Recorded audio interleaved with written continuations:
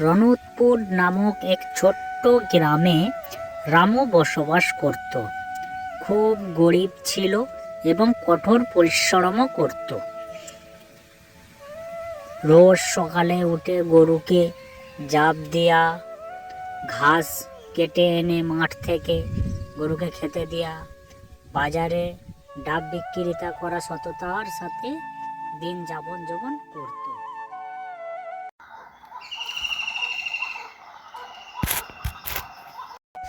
যাই, তাড়াতাড়ি যাই, বেলা গড়িয়ে যাচ্ছে,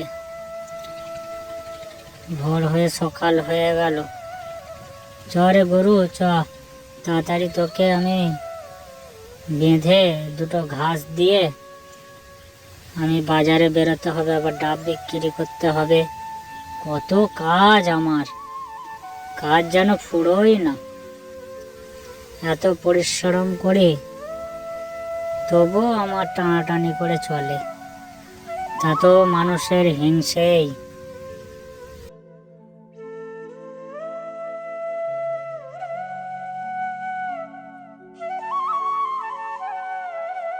আসুন দাদারা, দিদিরা, মাসিমারা, আমার কাছে আছে কচি কচি ডাব।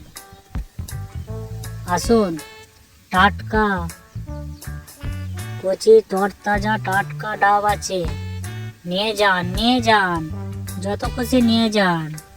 মাত্র 20 টাকা করে নতুন তরতাজা ডাব, আজই সকালে গাছ থেকে পেড়ে এনেছি। আসুন আসুন, ডাব খেয়ে দেখুন, একটা খেলে 4টে খেতে মন যাবে। খেয়ে দেখুন, খেয়ে দেখুন দাদারা, দিদিরা, মাসিমারা, খেয়ে দেখুন। এ ডাব খেলে বারবার আমার কাছে খেতে মন যাবে, কারণ আমার ডাব নিজের গাছের তরতাজা ডাব। দিদিরা বলুন, কেমন খাচ্ছেন আমার ডাব? বুঝলে গিন্নি, আমার ডাব এত বাজারের প্রশংসা, কি বলবো তোমাকে। অন্য কারোর কাছে ডাব খেতেই চায় না, খদ্দেররা তো আমার কাছে লাইন দিয়ে ডাব নিচ্ছে, বলছে রামুদা তোমার মতো ডাব কারোর কাছে পাই না। কারণ আমার ডাব যে খায় সে বলে মিষ্টি, তেষ্টা সব মিটে যায়, এত মিষ্টি আমার ডাবের জল।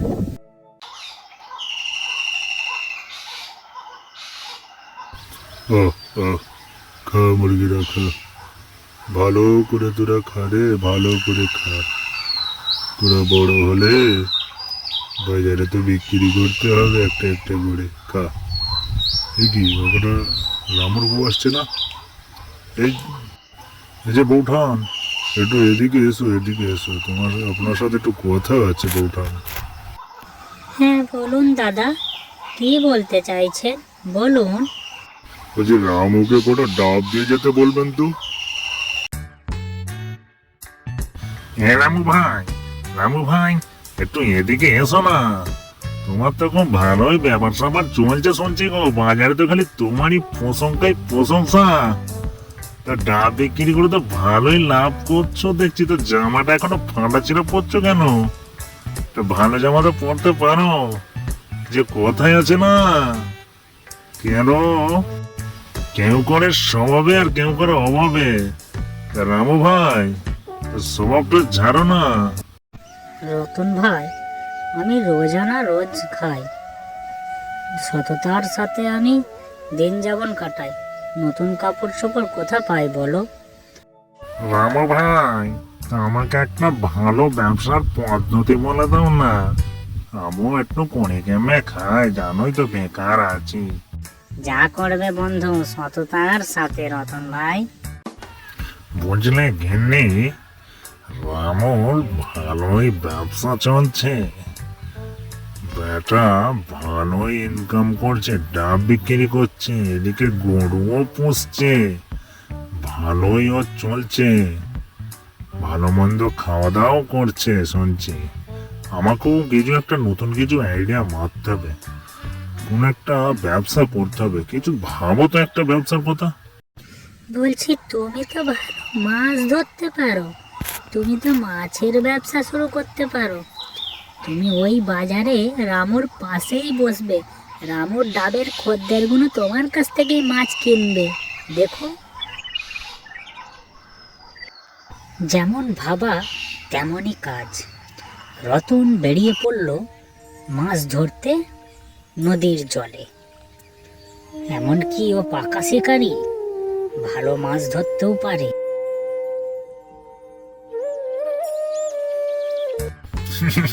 আজ যা মাছ ধরবো না, রামুকে দেখিয়ে দেবো ব্যবসা কিভাবে করতে হয়। আজ যা মাছ ধরবো দেখ না, খালে আমিও একটা পাকা শিকারি। ওরে বাবা রে বাবা, কত মাছ লাফাচ্ছে রে। আয় আয় বাবা, মাছ আয়। তোদের এখানে ধোঁড়ার লেগেই তো আমি এসছি এখানে রে।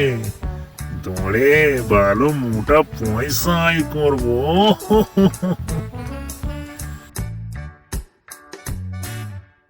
ওরে বাবারে, একটা মেঘনা চাইতে জল, আজ তো একটা কাতলা।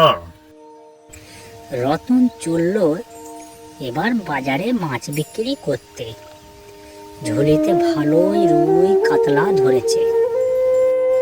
রামুর পাশেই হাঁক দিতে চালু করলো মাছ মাছ করে। আসুন আসুন দাদারা, দিদিরা, মাসিমারা, আমার কাছে আছে বড় বড় রুই কাতলা। কত নেবেন খালি বলুন, একবার খেলে বারবার খেতে মন যাবে। এই যে বড় বড় কাতলা নিয়ে এসছি না, আমার মতো এরকম কাতলা আজ তো বাজারেও পাবে না। আসুন আসুন, খালি রুইগুলোর সাইজ দেখুন আর কাতলার সাইজ দেখুন। এই যে দাদা, আমাকেও একটা দিয়ে দিন, এই একটা দিন দাদা, আমাকেও একটা দিন দাদা, আমাকেও একটা দিন দাদা, আমাকেও একটা দিন। এভাবেই রামু রোজ মাছ বিক্রি করত। বাজারে বসতো, আর লাইন দিয়ে মাছ বিক্রি হয়ে যেত। আর একদিন রামুরও নদীর ঘাটে বসে বসে ভাবতে লাগলো যে কিভাবে মাছের লাভের পরিমাণ বাড়ানো যায়। আমি যদি ওজনে বাড়াতে পারি তাহলে মনে হচ্ছে লাভের অংশটা বাড়তে পারে। মানুষ কি করে বুঝবে যে আমি নিচু দিয়ে একটু চুমুক লাগিয়ে দিলে তো ব্যাস ব্যাস। মাছে দেবো 500 আর করে দেবো না 1 কিলো, তাহলে তো হয়ে গেল ডবল লাভ। এটাই করতে হবে এবার থেকে বাজারে। ওরে বাবা রে বাবা। এই যে দাদা, আমাকে 2 কিলো কাতলা দেবেন। আমাকেও দেবেন দাদা, আমাকে 500 রুই কাতলা দেবেন।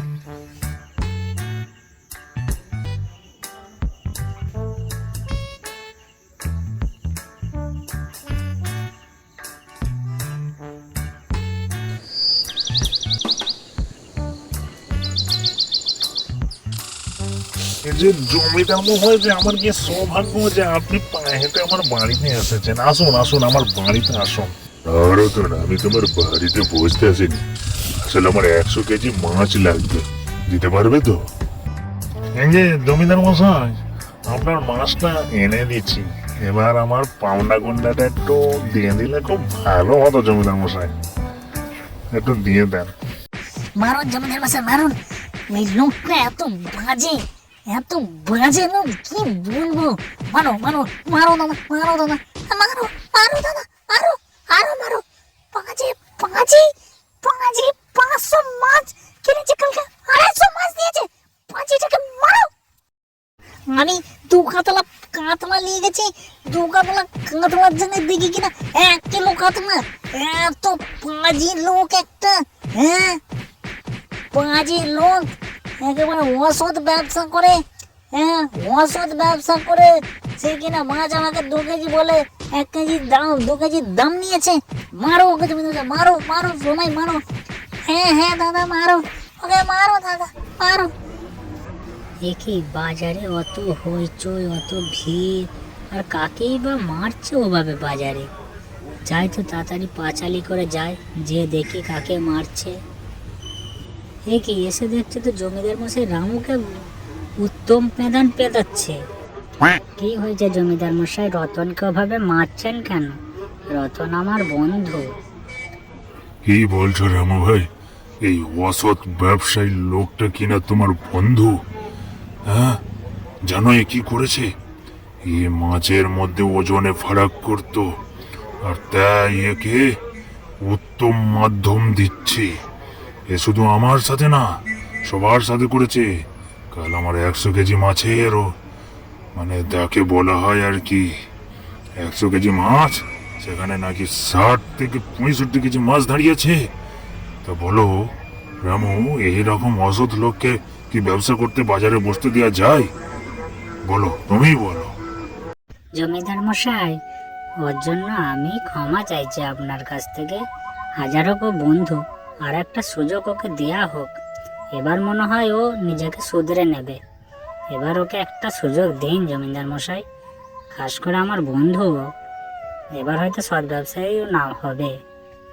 বুঝলে রতন, আমি শুধু তোমার বন্ধু রামর জন্য তোমায় ছেড়ে দিলাম, কারণ ওর একটা বাজারে একটা ইজ্জত এবং নাম আছে, কারণ ও একজন সৎ ব্যবসায়ী। এবার থেকে শুধরে নাও নিজেকে, যেন এবার থেকে অসৎ ব্যবসা না শুরু হয়। এবার থেকে সততার সাথে ব্যবসা করবে, আর যেন নে ভুল হয়। আগে জমিদার মশাই, আর ভুল করবো না জমিদার মশাই। এবারের মতো আমাকে মাফ করে দিন জমিদার মশাই, আর ভুল হবে না। এই ভিডিওটার সাথে বাস্তবের সাথে কোনো মিল নেই। এটা পুরোটাই কাল্পনিক সাজানো। এটা একটা গল্প। এটা নিয়ে কেউ কোনো মন্তব্য করবে না।